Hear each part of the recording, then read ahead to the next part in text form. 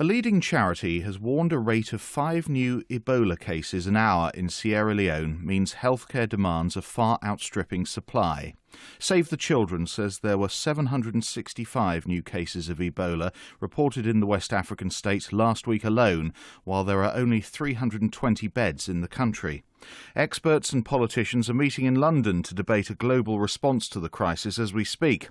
It's the world's worst outbreak of the virus, killing 3,300 people so far.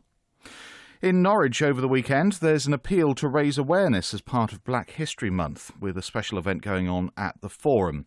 And joining us in the studio to tell us more from the UEA, Dr. Beatrice Della Iglesia from the School of Computing Science, and with us as well, Professor Cecile Jackson from the School of International Development. Welcome both. Thank you. Thank you. Tell me, Cecile, why is this so important? Well, it matters enormously because it's an incredible crisis unfolding in front of us. And unless we do anything rapidly, we're looking to see 1 million deaths by the beginning of next year. We have got vaccines coming and we have got treatments coming, but they're not going to be there in time.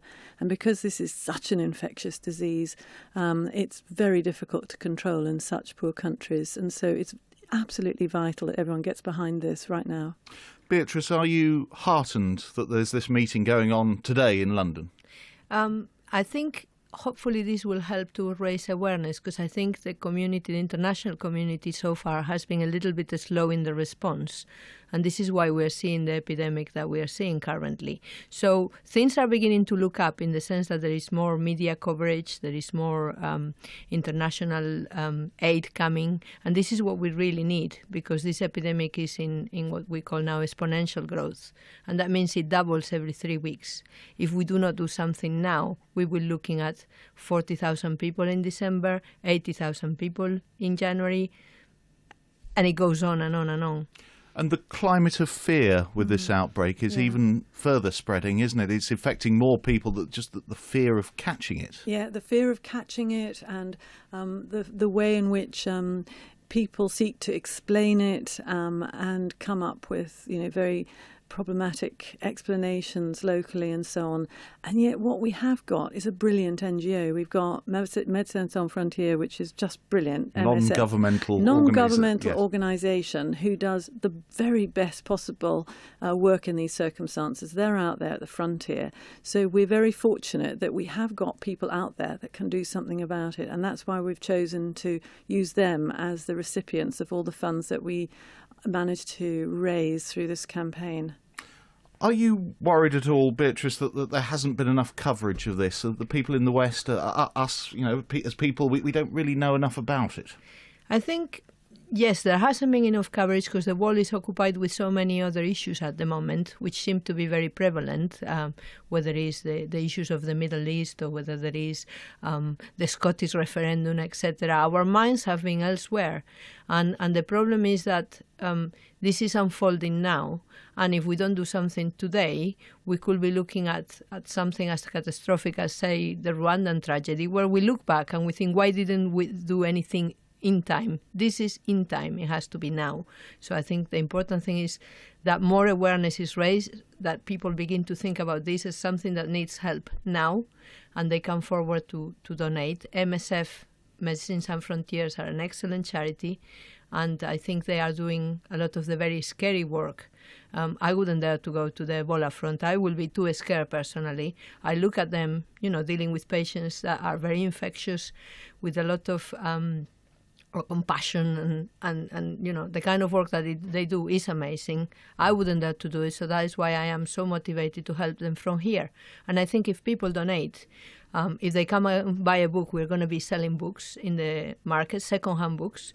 That 50p they could spend on a book, £1, £2 that they can donate online, that could make a tremendous difference to one person. Now, if we take one person out of the equation and he does not transmit the disease to his family or her family, we might be taking 10 people out of the equation. And those 10 people will take another 10 people out. So every little bit that we do would make a huge difference. Even though it seems to be too late, it is never too late. Well, the event you're speaking about is in Norwich, as we mentioned, at the Forum, where we're sitting now, just coincidentally, and it's part of Black History Month, and it's happening tomorrow and indeed on Saturday. We've got 2 days to come, and I also just wanted to mention that we have got a very good local link here, because Will Pooley, who everyone will have heard of, he was the first volunteer nurse who was infected, UK citizen, and stretchered out and has recovered now. Will Pooley was a graduate of my school, International Development at UEA, in 2012, and he's participating today in the London meeting, and people would have heard him on the media. I think everyone's admired his bravery and what indeed. he's doing, and then going back as well. Indeed. He is fantastic, and he's one of many great students that we have in international development, and I think that Norwich and Norfolk and the region should get behind this example of the kind of things that can be done in the face of terrible circumstances. So I think we should be proud of him and make a donation in honour of Will Pooley.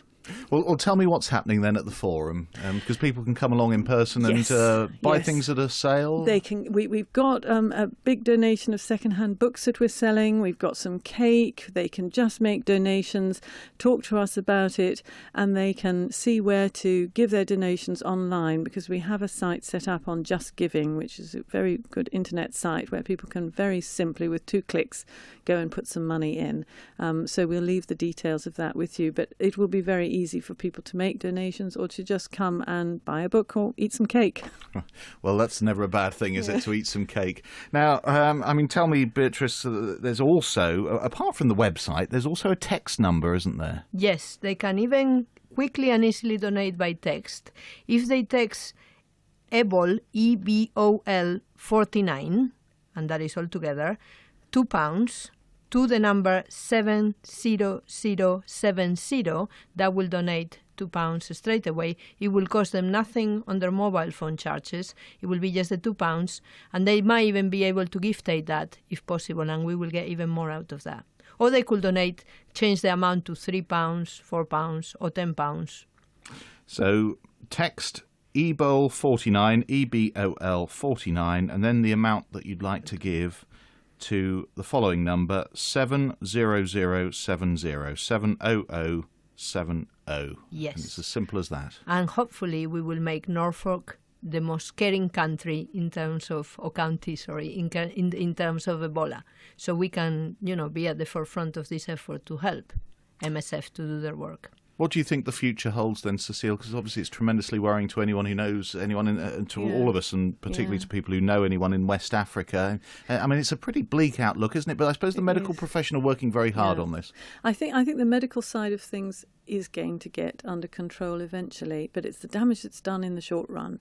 And I think what we're going to see is that the economies in the region are going to come under enormous pressure with closed borders, with skilled personnel unable to operate, and with the climate of fear. And then it is going to, I think, move out of West Africa into other African countries, which are also very stretched in their health facilities. So I fear that this is the beginning of something that could be pretty catastrophic for not only West Africa, but the rest of Africa.